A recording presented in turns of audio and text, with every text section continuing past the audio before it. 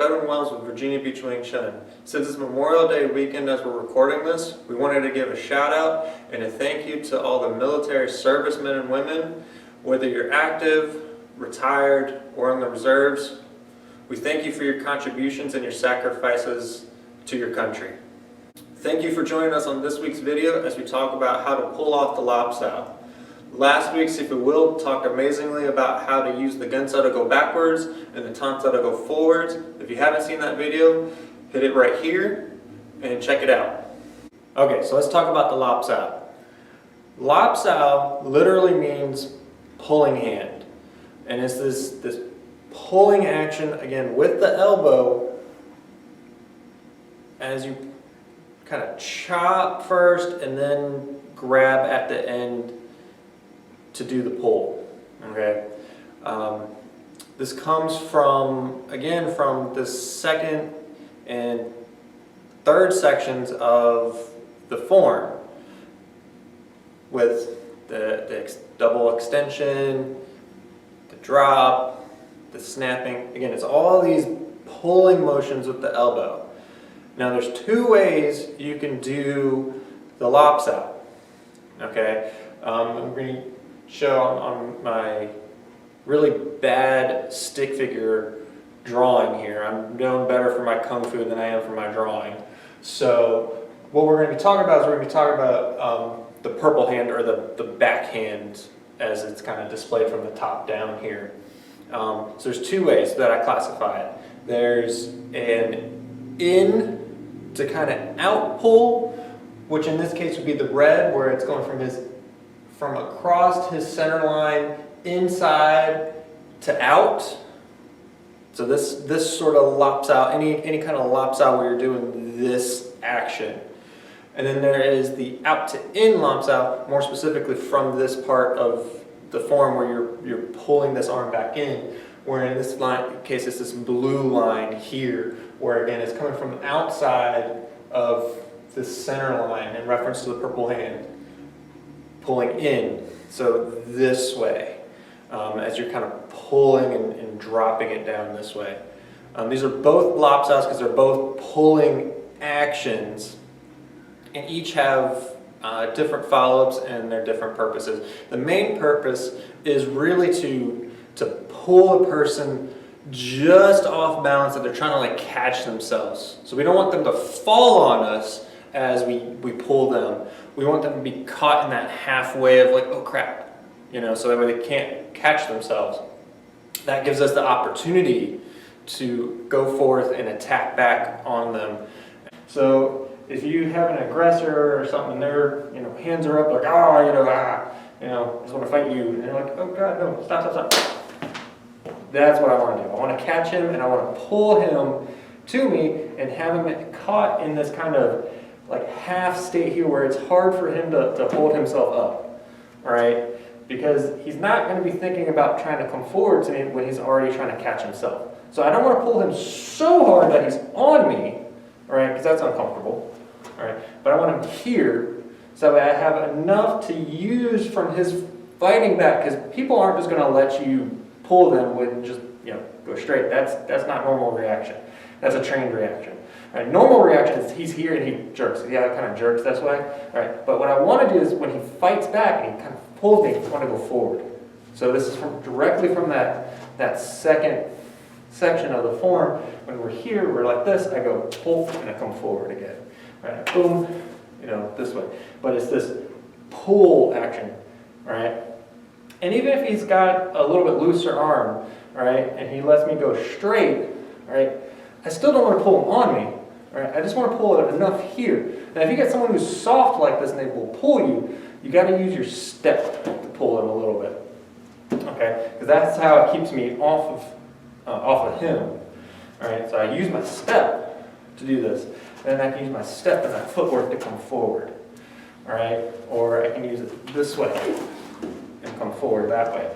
But you see again how it's the footwork that pulls him, and I'm using that kind of balance idea to come around and come forward this way. Again, all from that pull-push action of the second section, right? He gets caught, right? off balance, and you take it over. So we're going to talk about how to use it from the far distance here first. So as Dan comes in to punch me, as always, I'm going to come back and get out of the way first, wrist management, right? And I'm going to come forward with the lops out, catching at the wrist, to pull into straight punch at the same time. Now notice here that how I have my hand angled is I've got this nice handlebar grip this way, so that way he can't push forward back on me. Because if I have him gripped like this, I'm trying to grab him, that doesn't feel very good when someone actually smacks you there. So we're here like this, pulling that way. Okay? So just a little faster on this one. That way. Okay?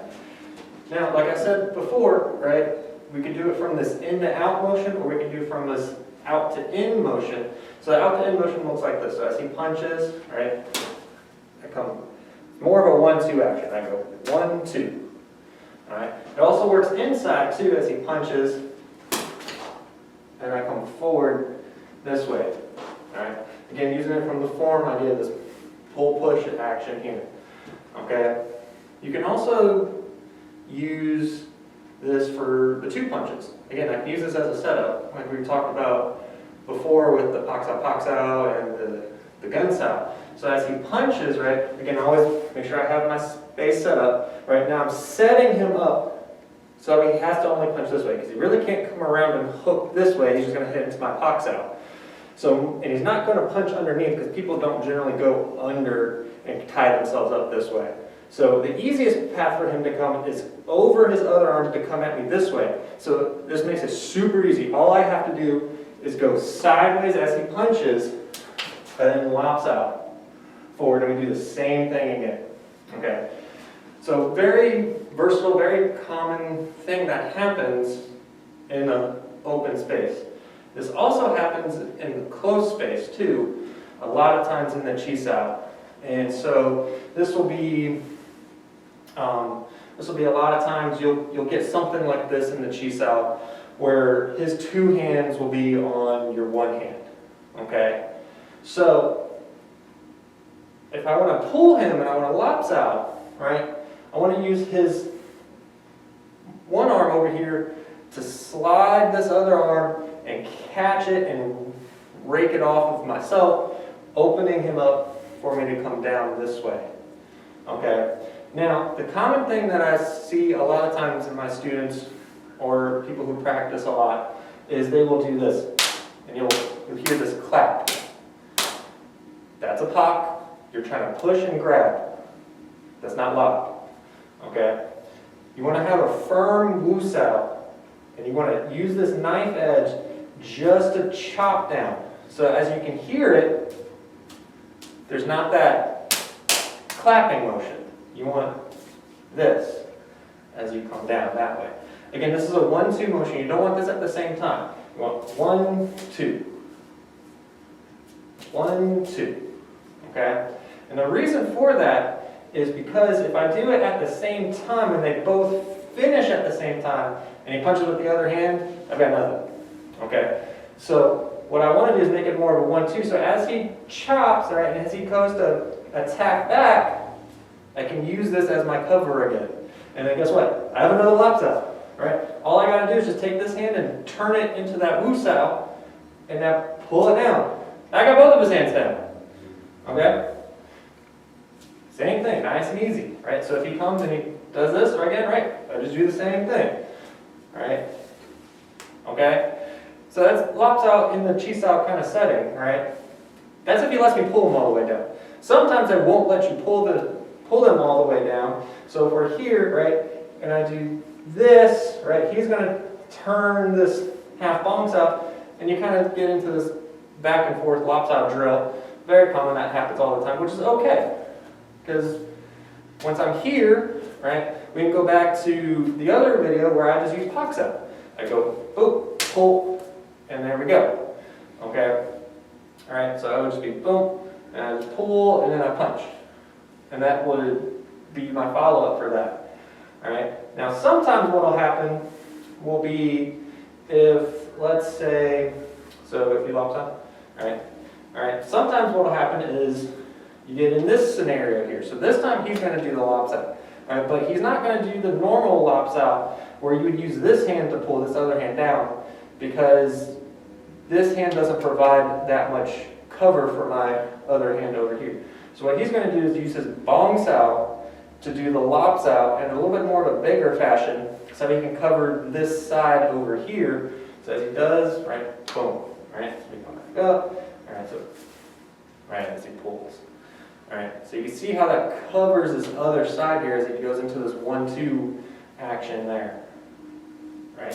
And it still covers the straight part too, okay? So that's all with the in to out lops out. As I said earlier, you can do it from the out to in. So what can happen is if he does the straight punch, right, and we get into this kind of chi sao setting here where he goes into the quan sao, right, I can use my left hand over here, and I can, again, take this and grab and pull, right? But I'm not going to pull it straight towards me, I'm going to pull it across. So I get this kind of 1-2 kind of double lop action. 1, 2, boom. And then I can kind of pull and bring his hands together, tie him up a little bit, and then again, pull, punch, right? And these are all pulling actions with the arm. So this happens all the time in the chi sao scenario where you pull, right? Doesn't matter, right? Here, I pull, pull, I pull. So pulling happens all the time in chi sao. So that's why we use lop sao a lot. It's one of the bread and butter techniques. All right, pull, pull, pull, pull. All right. So this is an important drill to practice for the lop sao when you're by yourself. And it doesn't matter whether it's for the long distance or the short distance. We give this to everybody as we teach them, okay? And so you start with your bong sao and your wu sao as you're sitting in your horse, all right? And you're gonna come up just enough to cover across the bong sao. You don't need to come way back and chamber by your head. So it's not back here that you have to do this, but instead it's just to here. Come here and you ride down the arm, keeping a firm wu sao, down the arm till you get past the fingers, then you grab and pull. Okay, so that's how it looks from the front here, right? Again, just up enough to cover the bong sao, right? You chop down all the way past the fingers, grab, and then that's when you get that last little bit of a pull here. Now you're not pulling to the side or to your hip, so it's not here, it's here. Right? You wu sao, you're here, boom, and you pull. Okay? Now, this is kind of a 1-2 action. You go 1, then you drop the elbow to bring your hand up and come down. And you should end with your hands fairly close, like mine are, so that you can see, all right? Your lop sao hand is pulled back a little bit more than your punching hand here, okay?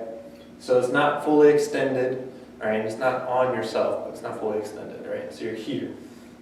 Now, it's also really important that when you do your lop sao, like the pak sao, right, you have this bent handlebar kind of shape for your end position of your hands. You don't want to be like this because the person can very easily from here just slip through and come forward, and you really don't have a real good grab. So with this, you're going to keep your wrist bent this way, and they physically cannot come forward, as you've seen me work with Dan on this. All right, so again, it's just 1-2 motion, so you're 1, 2. And as you get better with this, you go faster. As always, thank you for watching this week's video.